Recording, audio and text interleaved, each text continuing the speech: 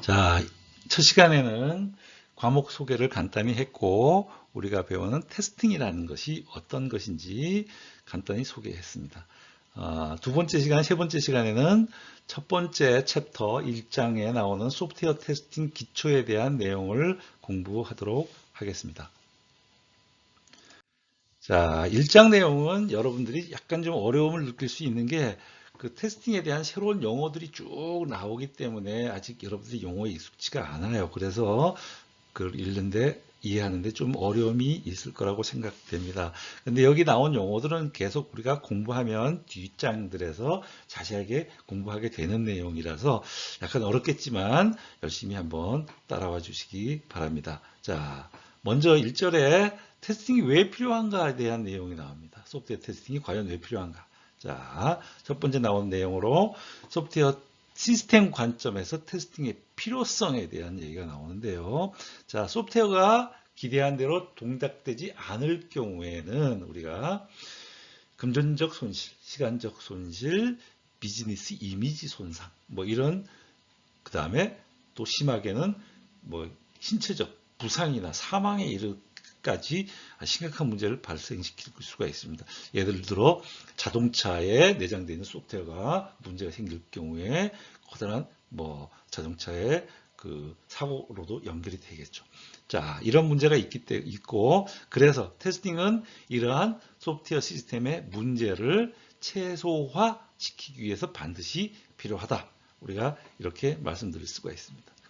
자, 소프트웨어 결함의 원인은 살펴보면 사람은 프로그램 코드 또는 문서를 작성하면서 사람이 완벽하지 못하잖아요. 그래서 항상 결함을 만들게 되는데, 결함을 우리가 버그라고 얘기하죠. 버그를 만들게 되는데, 이 결함을 만드는 오류를 우리가 범할 수가 있습니다. 여기서 우리가 용어 조심해야 될 게 결함은 만들어진 결함이죠. 그 다음에 이런 결함을 만드는 오류, 에러를 하게 된다. 이렇게 여러분들이 이해하시게 되겠습니다. 자, 그 다음에 코드에 존재하는 결함이 실행되면 시스템은 의도한 것과는 다르게 행동하게 되죠. 이거를 장애라고 우리가 얘기합니다. 장애라고 얘기합니다. 이런 용어들 정확하게 여러분들이 이해해 주시고, 자, 그 다음 소프트웨어 시스템 문서의 결함은 장애의 원인이 되지만 모든 결함이 장애를 일으키는 것은 아니다. 이렇게 설명하고 있습니다. 꼭 결함이 있다고 꼭 장애가 발생하는 건 아니다. 이런 얘기죠. 자, 결함은 인간이 오류를 범하기 쉬움으로 발생하는 겁니다. 자, 소프트웨어 개발하는데 시간적인 압박이 강한다든가, 소프트웨어가 너무 복잡하다든가, 코드가, 그 다음에 기반 환경들이 너무 복잡하다든가, 기술이나 시스템이 변경이 된다든가, 그리고 수많은 시스템이 서로 상호 연동된다든가, 이런 복잡성에 의해서 사람이 오류를 범해서 결함을 만들 수가 있다. 이런 얘기입니다. 자, 그 다음 장애는 결함에 의해서뿐 아니라 환경적인 조건에 의해서도 발생이 된다. 이렇게 얘기하고 있습니다. 자, 장애 발생, 방사선이나 자기, 전자기장, 물리적인 오염, 이런 것도 소프트웨어 결함을 유발시킨다. 자, 이러한 환경적인 조건이 하드웨어 조건을 변경시켜서 소프트웨어 실행에 영향을 미치고 결함 장애가 발생이 되는 겁니다. 자, 다음 소프트웨어 개발, 유지, 보수, 운영에서의 테스팅의 역할에 대해서 설명하고 있습니다. 자, 발견하지 못했던 시스템 또는 문서의 결함들을 체계적인 테스팅을 통해 출시 이전에 발견하고 수정하면 운영 환경 내에서 발생하는 결함들의 리스크, 위험을 줄이는 데 기여할 수가 있다. 그리고 소프트웨어 시스템의 품질 향상에 도움을 줄 수 있다. 이런 내용입니다. 자, 소프트웨어 개발 과정에서 테스팅이라는 건 뭐냐? 정적 테스팅이 있을 수 있습니다. 정적 테스팅이라는 것은 프로그램을 실행시키지 않고 프로그램 코드나 개발 문서 등을 눈으로 읽으면서 테스팅을 실행하는 테스팅을 정적 테스팅이라고 합니다. 리뷰나 정적 분석. 정적 분석은 문서를 이용하는 건 아니고 우리 프로그램 개발할 때 디버거 있잖아요. 이런 디버거 같은 이런 툴을 이용해서 테스팅하는 것을 정적 분석이라고 하고요. 아무튼 정적 분석은 정적 테스팅은 프로그램을 직접 실행시키지 않고 테스팅하는 방법을 정적 테스팅이라고 하고 요거는 이제 2장에서 우리가 자세하게 배우게 됩니다. 그 다음 테스트 레벨에 따른 테스팅 얘기가 나오는데요. 자, 소프트웨어의 품질을 높이고 결함 발생 가능성을 최소화한다 이렇게 되어 있습니다. 레벨에 따라서 우리가 4가지 단계로 테스팅을 구분합니다. 첫 번째 컴포넌트 테스팅, 단위 테스팅이라고 합니다. 요거는 이제 각 컴포넌트 단계에 조그만 컴포넌트 단위로 테스팅을 하는 거고요. 두 번째 단계가 통합 테스팅입니다. 통합 테스팅은 각각 컴포넌트 단위로 테스팅한 것을 묶어서 하나의 시스템으로 통합할 때 테스팅하는 겁니다.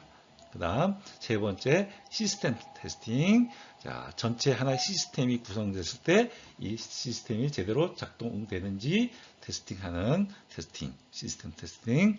그 다음에 마지막으로 인수 테스팅. 이것은 이제 최종 소프트웨어 사용자가 인수하는 과정에서 하는 테스팅. 이렇게 해서 우리가 테스트 레벨에 따라서 이 4개의 단계로 테스팅을 실행한다. 이렇게 우리가 정리하고 있습니다. 여기에서 컴포넌트 테스팅과 통합 테스팅을 하위 레벨 테스팅이라고 하고 시스템 테스팅과 인수 테스팅을 상위 레벨 테스팅이라고 합니다. 뒤에 가면 자세하게 또 공부하게 되겠습니다. 자, 기존에 운영하던 소프트웨어 시스템이 유지 보수 활동으로 변경 및 단종되거나 환경이 변화할 경우에 우리가 운영 테스팅을 하게 됩니다. 자, 이것은 목적은 변경으로 야기될 수 있는 결함과 장애를 예방하기 위해서겠죠. 그 다음에 또 소프트웨어 테스팅은 계약상 법적인 요구 조건들이죠. 계약상 법적인 요구 조건들 또는 산업에 특화된 표준들 이런 것들을 만족시켰는지 아닌지를 우리가 확인하는 테스팅도 필요하게 됩니다. 다음에는 테스팅과 품질에 대한 관계에 대해서 설명하고 있습니다. 자, 테스팅을 통해 발견하는 결함에 근거하여 대상 소프트웨어의 기능 또는 비기능적 요구사항과 품질 특성 관련 품질 측정이 가능하다 이렇게 설명하고 있습니다. 자, 테스팅으로 발견된 결함이 극소수이거나 없다면 테스트 설계 및 실행이 정상적으로 진행되었다는 전제하에서 소프트웨어의 품질에 대한 확신을 가질 수가 있다. 다음, 올바르게 설계된 테스트가 성공적으로 완료되면 시스템의 전반적인 리스크 수준을 감소시킬 수가 있다. 그 다음, 테스팅이 결함을 찾아 발견된 결함이 수정될 때 소프트웨어 시스템의 품질은 향상된다. 이게 이제 테스팅과 품질과의 관계를 설명하고 있는 겁니다. 자, 그 다음에 우리가 이제 품질 보증이라는 말이 나오는데, 품질 보증, 많이 쓰는 용어죠. Quality Assurance에서 QA라고 보통 얘기합니다. 이 품질 보증 측면에서 볼 때 테스트는 어떤 역할을 하고 있는지 설명하고 있습니다. 품질을 높이기 위해서는 이전 프로젝트를 통해 많은 테스트 경험과 정보를 확보해야 하는데 다른 프로젝트에서 발견된 결함의 근본 원인에 대해 이해를 바탕으로 프로세스를 개선할 수 있으며 그러한 결함의 재발을 방지함으로써 결과적으로 차후 시스템의 품질을 개선할 수 있다. 자, 개발 표준, 교육 훈련, 결함 분석 등과 함께 테스팅은 품질 보증 활동의 하나로 중요한 하나의 단계로 하나의 과정으로 통합되어 있다. 이렇게 얘기하고 있습니다. 자, 다음 이어서 품질 관리라는 말이 있죠. 퀄리티 매니지먼트. 자, 품질 관리라는 것은 품질 측면에서 조직이 나아가야 하는 방향을 제시하고 제어하는 모든 활동을 얘기하는데 이거에는 크게 품질 보증과 품질 제어를 제어 과정이 있습니다. 자, 품질 보증, QA 과정 아까 얘기했죠. 그다음에 품질 제어는 적합한 품질 수준을 달성하기 위한 다양한 활동들을 우리가 얘기하는데, 자, 테스트 활동은 품질 제어에 포함된다. 이렇게 설명하고 있습니다. 그러면 테스팅은 얼마나 해야 충분한가에 대해서 말씀드리겠습니다. 적절한 테스팅의 정도를 파악하기 위해서는 리스크 수준을 고려해야 되는데, 위험 수준이죠. 기술적인 내용, 안정성, 비즈니스 리스크, 시간, 비용 등과 같은 프로젝트의 제약 사항을 고려해야 됩니다.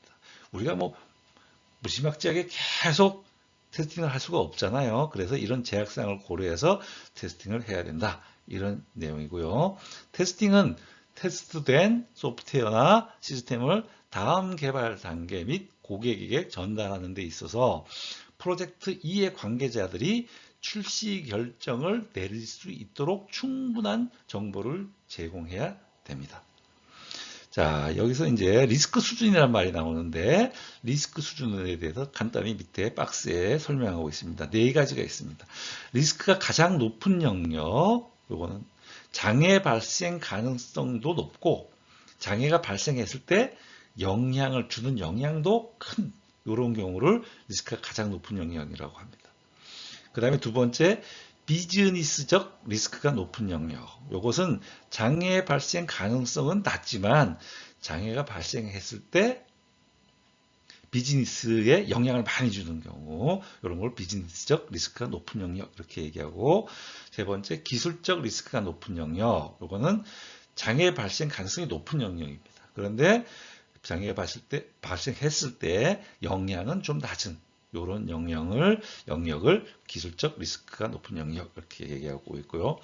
네 번째로 리스크가 낮은 영역, 가장 낮은 영역은 장애 발생 가능성도 낮고, 또 장애가 발생했을 때 주는 영향도 좀 적고 낮고, 이런 부분을 우리가 리스크가 낮은 영역, 가장 낮은 영역 이렇게 얘기합니다. 그래서 리스크 수준을 이렇게 네 가지 단계로 구분해서 이 리스크 수준에 따라서 테스팅의 강도나 테스팅 시간이나 이런 것들을 우리가 분배해서 효율적으로 테스팅을 해야 된다. 이런 얘기를 하고 있는 겁니다. 자, 그러면 이제 2절에 테스팅이란 무엇인가에 대해서 얘기하고 있습니다. 자, 한 번 더 정리해보면 테스팅이란 응용 프로그램 또는 시스템의 동작과 성능, 안정성이 사용자가 요구하는 수준을 만족하는지 확인하기 위해서 결함을 발견하는 메커니즘이다. 이렇게 정의를 하고 있습니다.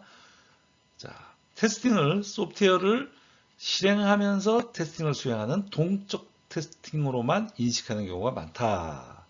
아까 앞에서 정적 테스팅을 얘기했죠. 동적 테스팅이라는 것은 소프트웨어를 실행해 가면서 입력을 넣어서 실행시켜서 원하는 아웃풋이 나오는지 확인하는 과정을 우리가 동적 테스팅이라고 얘기하는데, 일반적으로 테스팅이라고 하면 사람들이 동적 테스팅이 다인 것처럼 인식하는 경우가 많다, 이런 얘기입니다. 자, 이것은 테스팅의 일부일 뿐이며 테스트 활동 전부를 나타내는 것이 아니다, 이렇게 설명하고 있죠.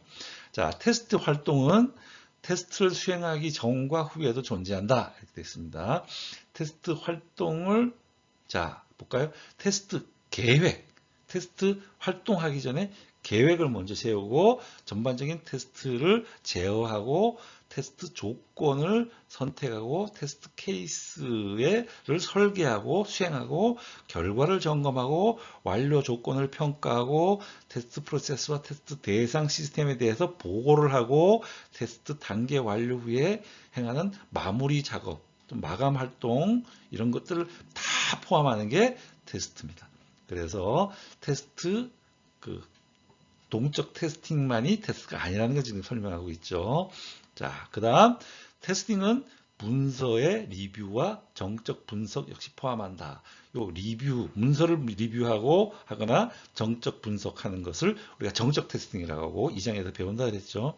자, 이와 같이 동적 테스팅과 정적 테스팅은 모두 유사한 목적을 달성하는 방법으로 사용될 수 있으며 테스트 대상 시스템의 품질을 향상시키고 개발 프로세스와 테스팅 프로세스를 개선하기 위해 위한 정보를 제공한다. 이렇게 설명하고 있습니다. 자, 그 다음 테스팅의 일반적인 목적 정리하고 있죠. 남아있는 결함을 발견한다. 명세서가 충족되어 있는지 확인한다. 자, 사용자 및 비즈니스의 요구 충족을 확인하는 것. 그 다음에 결함을 예방하는 것. 이런 것들이 테스팅의 일반적인 목적이 될 수 있고, 부가적인 목적으로 또 여러 가지를 들을 수가 있는데, 첫째, 품질 수준에 대해 자신감을 획득하고 정보를 제공하는 것. 품질 수준이 내가 자신감이 어느 정도 확보되어 있느냐, 확실하냐, 이런 것들을 제공해 주는 것. 비즈니스 리스크를 감소시키는 정보에 근거한 조언 제공하는 것. 그 다음에 개발 프로세스를 점검하는 것들, 이슈를 제기하는 것들, 논리적 설계의 구현을 검증하는 것들, 시스템과 소프트웨어가 적절히 동작하는 것을 확인하는 활동, 이런 것들이 테스팅의 부가적인 목적이 될 수가 있습니다. 자, 또 테스팅의 일반적인 목적을 쭉 나열했는데요. 요구사항, 사용자 스토리, 설계, 소스 코드 등과 같은 작업, 산출물 평가에 의한 결함을 예방하는 것. 명시된 모든 요구사항이 충족되었는지 검증하는 것. 자, 테스트 대상의 완성 여부를 확인하고 사용자와 기타 이해 관계자의 기대치대로 동작하는지를 확인하는 것. 테스트 대상의 품질 수준에 대해서 자신감을 획득하는 것. 자, 장애 및 결함 발견과 이에 따른 부적절한 소프트웨어 품질의 리스크 레벨을 감소시키는 것. 이해 관계자가 테스트 대상의 품질 수준을 결정하는 데 필요한 충분한 정보를 제공하는 것. 자, 계약, 법적, 규범적 요구사항이나 표준 준수나 테스트 대상이 그런 요구사항이나 표준을 준수하는지 확인하는 것. 뭐 이런 것들이 일반적인 테스트 목표가 될 수 있다고 설명하고 있습니다. 그 다음 테스트 관점에 따른 테스팅의 목적입니다. 자, 개발 과정에서 테스팅, 개발 과정의 테스팅이라는 것은 예를 들어 아까 개발 단계별 테스팅 얘기했죠. 컴포넌트, 통합, 그 다음에 시스템 테스팅, 요것들의 주요 목적. 요거는 소프트웨어의 결함을 찾아내고 수정하기 위해 가능한 많은 장애 상황을 만들어내는 것이 테스팅의 목적이 될 수 있습니다. 그 다음에 인수 테스팅의 목적. 인수 테스팅은 예상대로 시스템이 동작하는지를 확인하는 것, 요구사항에 맞는지 확인하는 것, 이런 것들이 인수 테스팅의 목적이 될 수가 있겠죠. 그 다음 결함 수정의 의도 없이 단지 소프트웨어의 품질을 평가하기 위한 테스팅도 존재할 수 있습니다. 자, 주어진 시간 내에서 시스템의 출시 관련 리스크 정보를 프로젝트 이해 관계자에게 전달하는 것이 목적일 수가 있습니다. 그 다음에 또 유지 보수 테스팅이 있을 수가 있습니다. 이것은 변경에 대한 개발 과정 동안 유입되는 새로운 결함을, 그러니까 시스템이 변경될 때 유입되는 새로운 결함, 이걸 확인하는 리그레션 테스팅, 이걸 리그레션 테스팅이라고 합니다. 이 과정을 포함될 수 있습니다. 그 다음에 마지막으로 운영 테스팅은 또 주요 목적이 다를 수가 있습니다. 신뢰성 또는 가용성 등의 시스템 특성을 평가하는 것이 운영 테스팅의 목적이 될 수 있습니다. 이와 같이 각 테스팅에 따른 관점에 따른 테스팅의 목적이 다를 수가 있다는 것을 설명하고 있습니다. 그 다음 테스팅은 디버깅과 근본적으로 구분되는 개념이다. 그래서 테스팅과 디버깅이 어떻게 다른지 설명하고 있습니다. 테스팅은 결함을 발견하기 위한 활동입니다. 디버깅은 결함의 원인을 밝히고 코드를 수정하는 개발 활동입니다. 따라서 디버깅은 개발자가 하는 거고요. 테스팅은 테스터가 하는 겁니다. 자, 일반적으로 테스터는 테스트를, 개발자는 디버깅을 한다. 이렇게 설명하고 있습니다.